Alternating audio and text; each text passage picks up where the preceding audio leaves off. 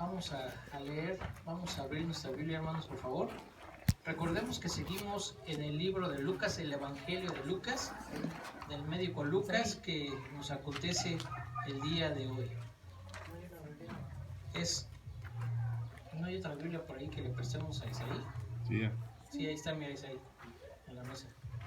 Gracias. Lucas 12. Recordemos que hace 8 días el hermano Frank nos compartió Lucas 12 del 1 al 3. Hoy nos toca leer Lucas del 4 al 7. Vamos a ponernos de pie, por favor. Vamos a pedirle a Dios que sea con nosotros esta tarde. Padre, te agradecemos infinitamente el hecho de que nos permita estar aquí.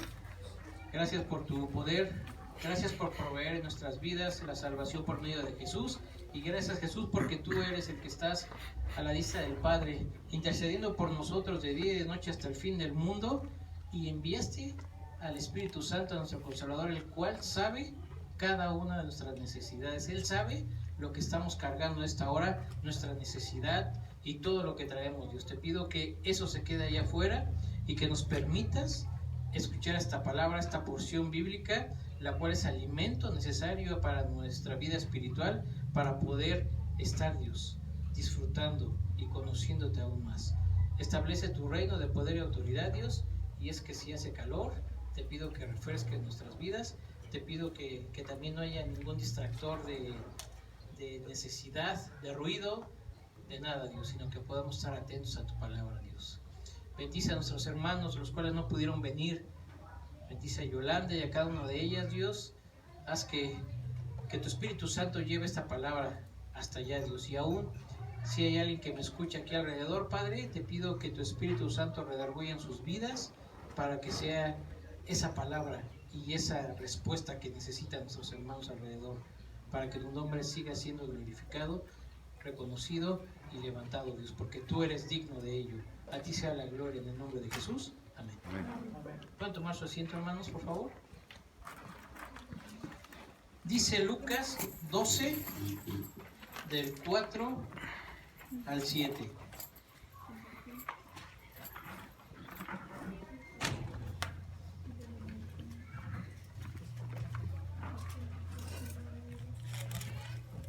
¿Lo tenemos todos? Sí. En algunas Biblias, el encabezado o el título dice: ¿a quién se debe temer?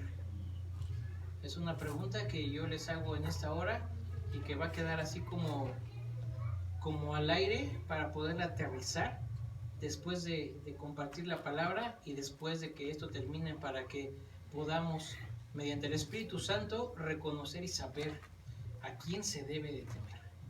Dice Lucas 12 del 4 al 7: Mas os digo, amigos míos, no temáis a los que matan el cuerpo y después nada más pueden hacer, pero os enseñaré a quién debéis temer. Temed a aquel que después de haber quitado la vida tiene poder de echar en el infierno. Sí, os digo, a este temed. ¿No se venden 5 pajarillos por 2 cuartos? Con todo, ni uno de ellos está olvidado delante de Dios, pues aún los cabellos de nuestra cabeza están todos contados. No temáis, pues, más valéis vosotros que muchos pajarillos. Esta es la porción de la Reina Valera. Les voy a leer, porque me llamó la atención, la palabra de Dios para todos. Es otra Biblia, y esta dice así: Les digo, amigos míos, que no les tengan miedo a los que matan el cuerpo y después de eso no pueden hacer nada más. El 5, hermanos, es el que me gustó y me llamó mucho la atención. Dice: déjenme poner en claro a quién deben temer. Es una expresión de decirles: hey, tú siéntate, tú tranquilízate y déjame ponerte claro. Déjame avisarte, déjame ponerte bien dicho a quién debes temer. Temedle a Dios, quien después de matar el cuerpo tiene poder de mandarlo al infierno. Sí, yo les digo, temedle a Él. 5 pajaritos valen solo 2 moneditas, pero no importa, porque Dios no se olvida de ninguno de ellos. Dios hasta les tiene contados a ustedes cada uno de sus cabellos, así que no tengan miedo, ustedes valen más que muchos pajarillos. Esta es la versión, la palabra de Dios para todos. Muchas personas tenemos miedo, aún estando en la palabra de Dios, aún todavía tenemos miedo. Hay muchas personas que tienen miedo a la oscuridad. ¿Cuántos de nosotros cuando éramos niños, quién no tenía miedo a la oscuridad? Otros a su estado de salud.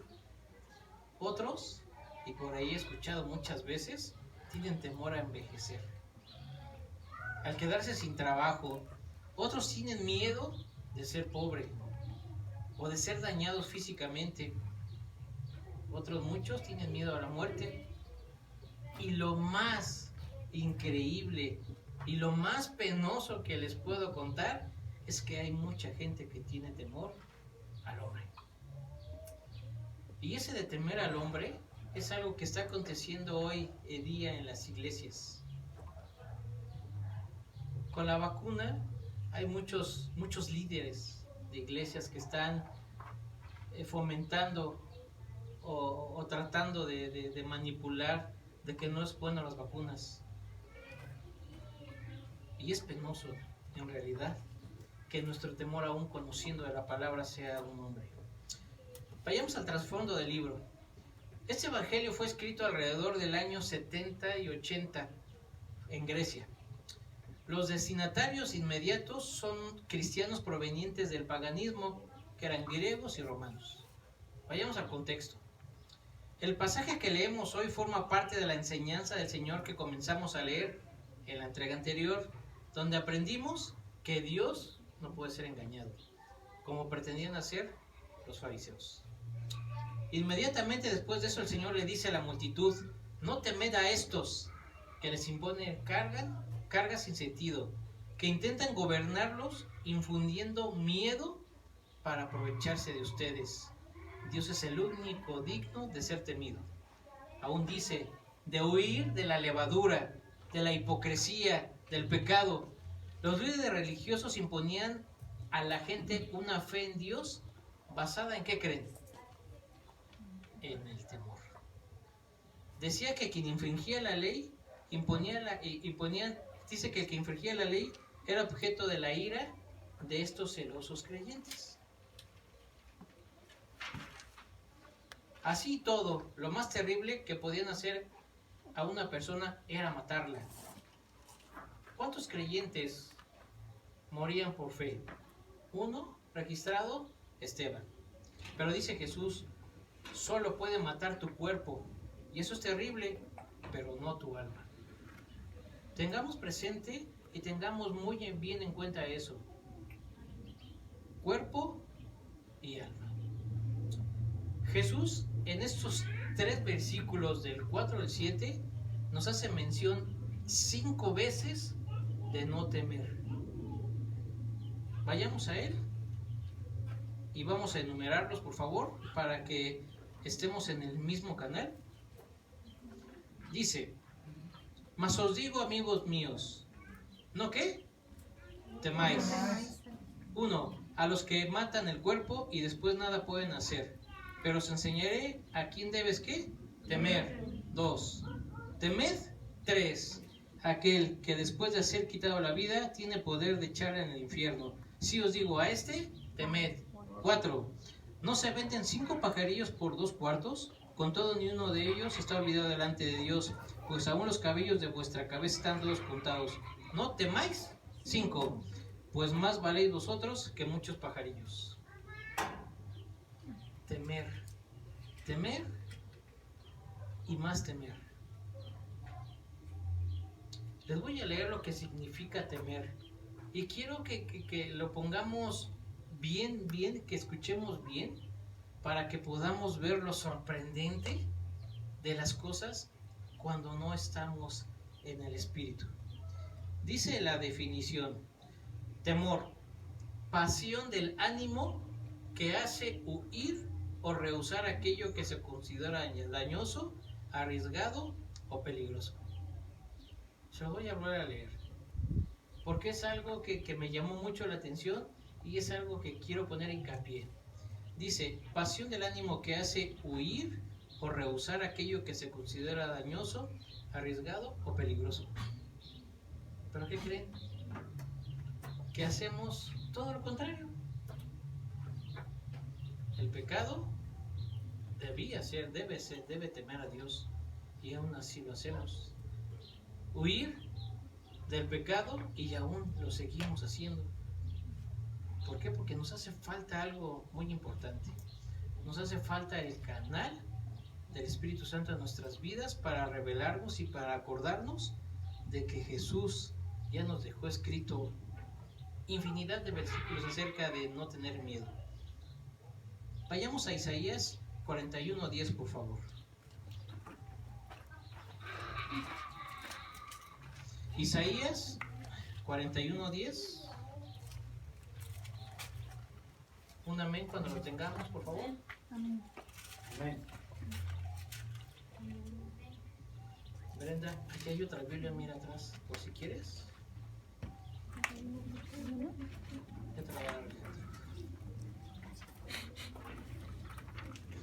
¿Todo lo tenemos? Isaías 41:10. Amén. No temas, porque yo estoy contigo. No desmayes, porque yo soy tu Dios que te esfuerzo. Siempre te ayudaré, siempre te sustentaré con la diestra de mi justicia. Ahí adelantito también en el 13, dice 41:13, porque yo Jehová soy tu Dios, quien te sostiene de tu mano derecha y te dice, no temas, yo te ayudo. Josué, también en el libro de Josué 1:9, creo que ese es un versículo que la gran mayoría lo tenemos. A lo mejor no lo hemos aprendido de memoria, pero lo hemos escuchado en muchas ocasiones. ¿Lo tenemos? Josué 1:9. Josué 1:9 dice, mira que te mando que te esfuerces y seas valiente.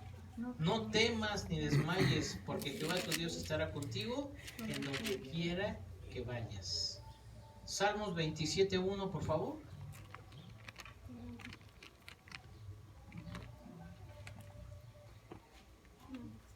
Salmos 27:1.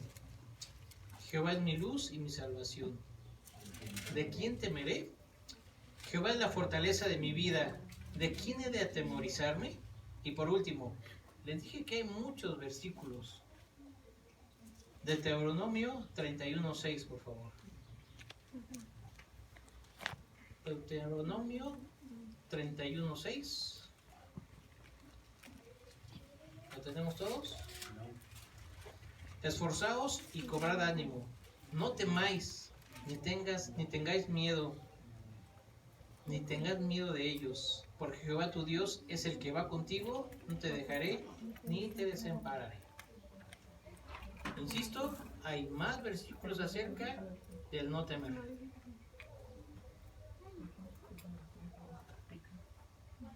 La forma en que Jesús se le dirigía a sus discípulos es tan hermosa, alentadora y sobre todo segura. ¿Qué dice el versículo 4 de Lucas 12? Pónganle por favor ahí algo para que no se nos olvide, porque vamos a regresar varias veces al versículo. Dice el 4, mas os digo, amigos míos. Qué padre, ¿no? Que un Dios de poder, de autoridad, el Dios que creó los cielos, la tierra y los mares y todo lo que en ellos hay, se dirija a nosotros que somos pecadores, insensatos, insatisfechos, etcétera, etcétera, como amigos míos.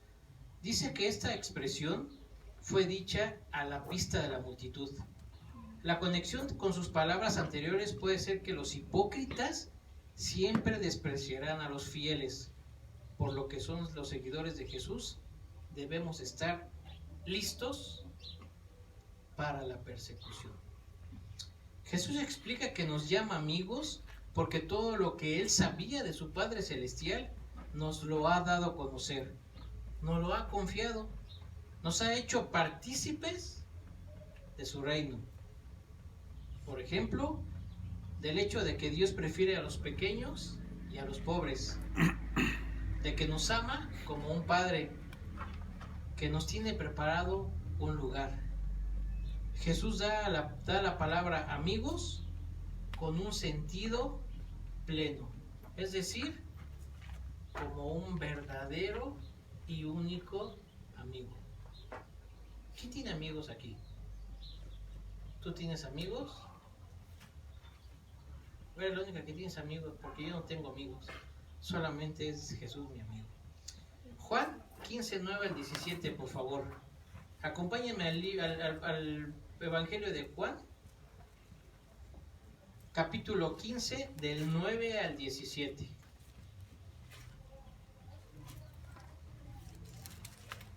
Juan 15, 9 al 17, ¿lo tenemos todos? Sí. Como el Padre me ha amado, dice Jesús, así también yo os he amado. Permaneced en mi amor. Si guardaréis mis mandamientos, permaneceréis en mi amor.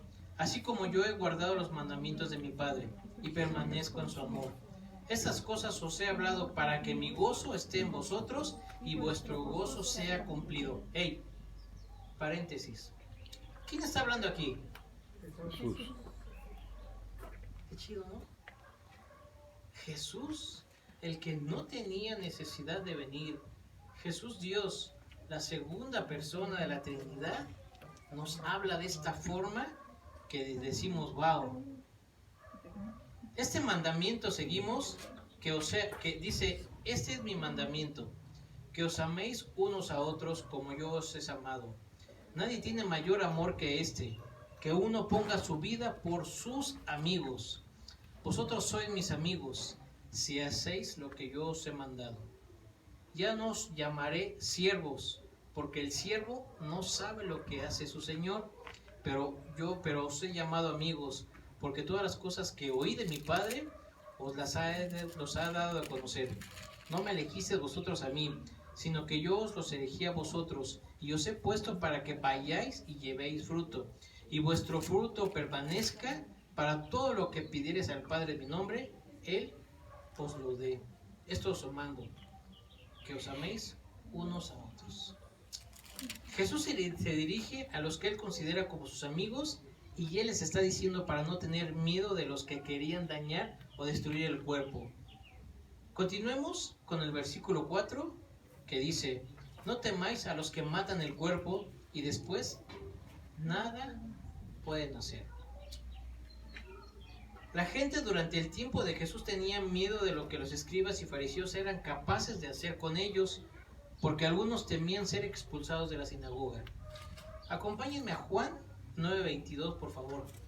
En lo que lo buscan, Juan 9:22, el contexto de este pasaje habla del que era ciego de nacimiento y lo traen a la sinagoga y no le creían y fueron a hablar a sus padres para que atestiguaran que en realidad era un ciego de nacimiento. ¿Lo tenemos, Juan 9:22? Sí. Esto dijeron sus padres porque tenían miedo de los judíos, por cuanto los judíos ya habían acordado que si alguno confesase que Jesús era el Mesías, fuera expulsado de la sinagoga. Tengamos presente, esto de ser expulsado, esto de tener miedo, porque los otros versículos hablan de esto. Dice, y no tener los medios para vivir y mantenerse a sí mismos. Y otros fueron muertos como Esteban, por fieles al Señor. Jesús dijo, para no tener miedo de estas personas, porque una vez destruido el cuerpo, no podían hacer otra cosa para perjudicar a la persona, ya que el cuerpo de los creyentes en Cristo dormían en Él y se levantarían en la resurrección. Y van a estar unidos a sus almas y estarán para siempre con el Señor. Por lo tanto, los discípulos de Cristo no tienen nada de qué estar preocupados, porque Romanos 8:28, ¿qué dice? ¿Alguien se lo sabe? ¿Alguien sabe algo de lo que dice Romanos 8:28? Y si no, acompáñenme por favor.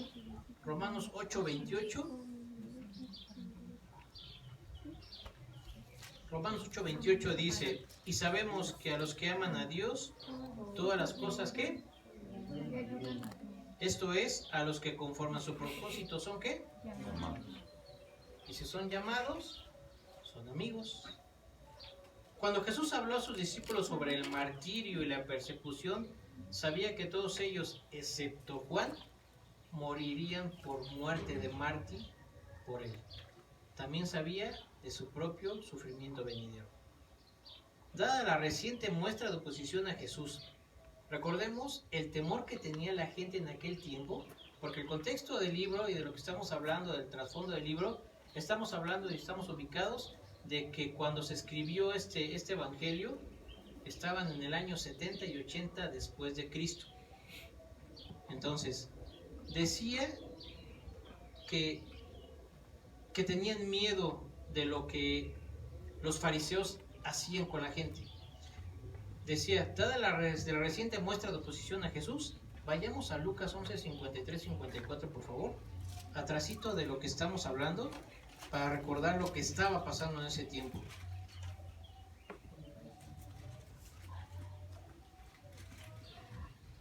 Lucas 11, 53 al 54, ¿listo? Sí. Dice, diciéndole él estas cosas, los escribas y los fariseos comenzaron a estrecharle en gran manera y a provocarle a que hablasen de muchas cosas, acechándole y procurando cazar alguna palabra de su boca para acusarle. Es razonable pensar que los discípulos sintieron la creciente tensión y ansiedad dirigiéndose a la crucifixión. Necesitaban obtener la misma paz que Jesús tenía y poner el miedo en perspectiva, es decir, llevarlo cautivo y confiar en Dios. Es algo de lo que tú y yo, hermano, debemos de saber y de tener y de considerar. Que nuestro miedo sea un miedo que no sea encaminado de un hombre, sino a Dios. Todos los que son perseguidos pueden hacer es matar. Y Dios tiene el poder supremo sobre la vida y la muerte del creyente. Por lo tanto, no debemos temer a nuestros perseguidores, sino tener un respeto saludable que Dios nos hace más preocupados por obedecerle que a cualquier hombre. Por eso, pues dice que por eso os señalé a quién debéis temer. Temed a aquel que después de haber quitado la vida tiene poder de echar en el infierno. Sí os digo, a este temer. Solo 10 hermanos tiene el poder de quitar la vida material y solo él tiene la potestad de enviar el alma al infierno. Les decía que hay que tener en cuenta el alma y el cuerpo. ¿Por qué? Porque dice que la muerte física, pudiéramos pensar que Dios no es malo, pero no es así. Por lo tanto, aún la muerte debe estar presente en la voluntad permisiva de Dios. Hay situaciones como la violencia, la enfermedad, los accidentes, las catástrofes, los atentados, etc., pueden inducir a una muerte física. Sin embargo, para que se produzca una muerte real, el alma tiene que ser separada del cuerpo, y esto solo lo puede hacer Dios en el ámbito espiritual. Pues Dios es amo y Señor de la vida y de la muerte. Dios pone a las personas en un lugar correcto, siempre, cuando se trata de catástrofes. Es por eso que no fueron las circunstancias los que mataron a miles de personas en esta pandemia. Sencillamente estaba dentro de la voluntad y los planes de Dios. Aquí quiero hacer énfasis en algo. Lamentablemente, antier, hace 3 días, ¿cuándo fue el accidente de Brian? Fue el 14. El 14. Sabemos que es una circunstancia y un evento muy feo.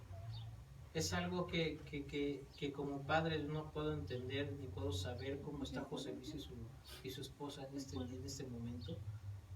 Pero es algo que yo, en lo personal, puedo saber que es algo que Dios tenía ya en sus planes.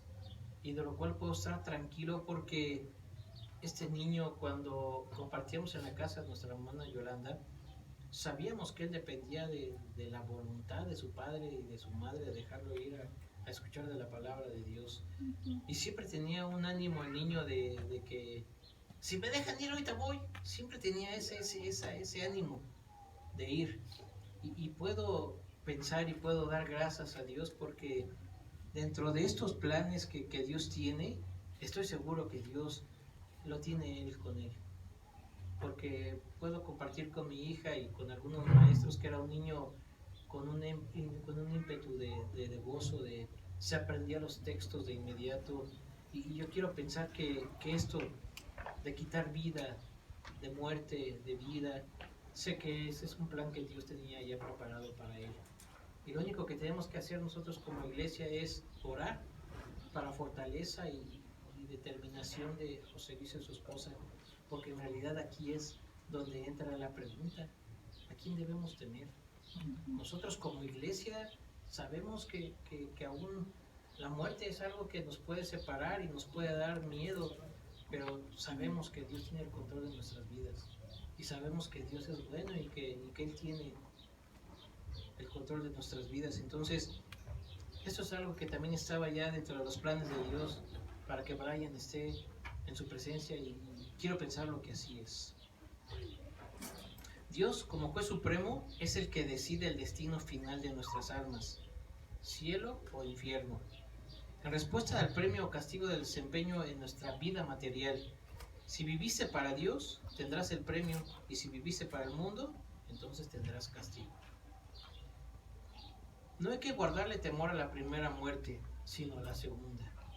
La muerte física no debería inducirnos temor, a no ser que nuestra vida esté arraigada en este mundo. Muchos temen morir porque no han buscado de Dios, porque viven en pecado, porque están demasiado pegados a su familia, a sus bienes, a su trabajo, a su nación, o encuentran paz y alegría en el mundo con sus pasiones y deseos. Si tu meta está en el reino de los cielos, indudablemente morir no es temor, pues tenemos la firme esperanza de que el que guarda es un Dios de amor, es nuestro amigo y que nos guardará para una eternidad. Si su mirada no está puesta en Dios, seguramente teme morir, y es muy posible que ignore también que hay una muerte segunda, que es el lloro y crujir de dientes en el lago de fuego y azufre por una eternidad. A esta segunda muerte es a la que debemos temer. Y para salvarnos de ella, entonces debemos empezar ya, pero ya, a buscar de Jesucristo, que es el único camino para evitar la muerte segunda. ¿Y por qué hablo de una muerte segunda? ¿Y por qué hablo de un lago de fuego? Retomemos Lucas 12.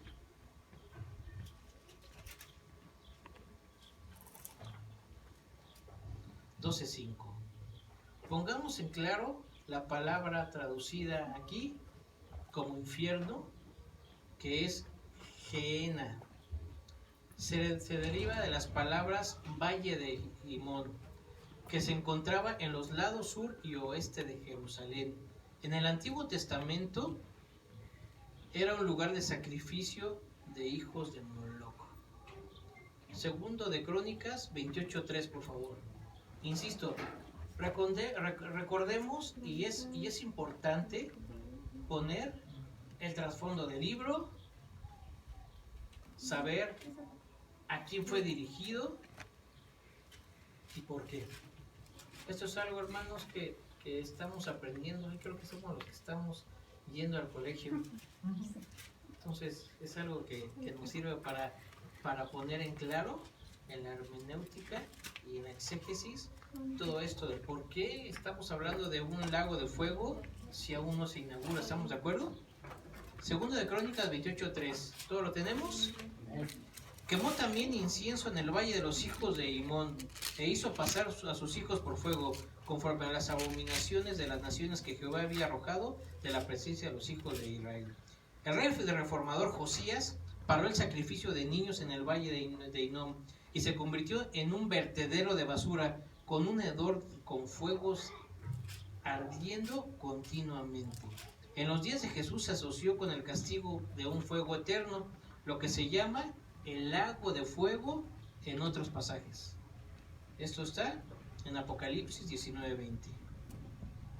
Y la bestia fue apresada, y con ello el falso profeta que había hecho delante de ellas las señales con las cuales había engañado a los que le recibieron la marca de la bestia y habían adorado su imagen. Estos dos fueron lanzados vivos de un lago de fuego que arde con azufre. Es importante, hermanos, como les decía, agradecer lo que estamos aprendiendo los sábados en el colegio, porque aquí habla de un lago de fuego, del cual aún no está inaugurado, como sabemos. Apocalipsis es un libro de pasado, presente y futuro, de simbolismos, pero que todavía todo esto no está hecho. Entonces es importante las definiciones, es importante el saber cómo aprender conforme a todo esto. En los versículos 6 y 7, Jesús pregunta: ¿no se venden 5 pajarillos por 2 cuartos? Con todo, ni uno de ellos está olvidado delante de Dios, pues aún los cabellos de vuestra cabeza están todos contados. No temáis, pues más valéis vosotros que muchos pajarillos. Los pajarillos en tiempos de Jesús era una mercancía barata, casi sin valor. Sin embargo, Dios no se olvida aún ni siquiera de cada uno de ellos. Entonces, ¿cuánto más valiosos somos nosotros que los pajarillos? Jesús dice que hasta los cabellos de la cabeza de una persona está numerada. Si Dios está minuciosamente consciente de esos detalles, entonces, ¿no crees que Él sea consciente de todo lo que te ocurre en tu vida? Date cuenta de tu gran valor para Dios. Si Dios se acuerda de los pajarillos, Él no te va a olvidar. Así que no te desanimes. Hay pocas cosas peores que el sentido de ser olvidado. Jesús aseguró a cada creyente que su vida era preciosa y recordada ante Dios.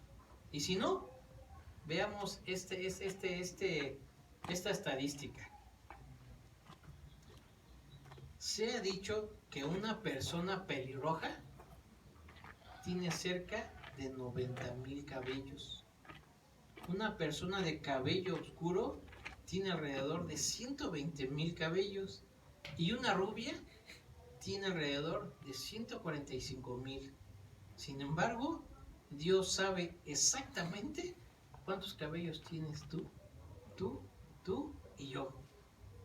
Si Él sabe eso de ti y de mí, definitivamente también sabe todas las cosas importantes en tu vida.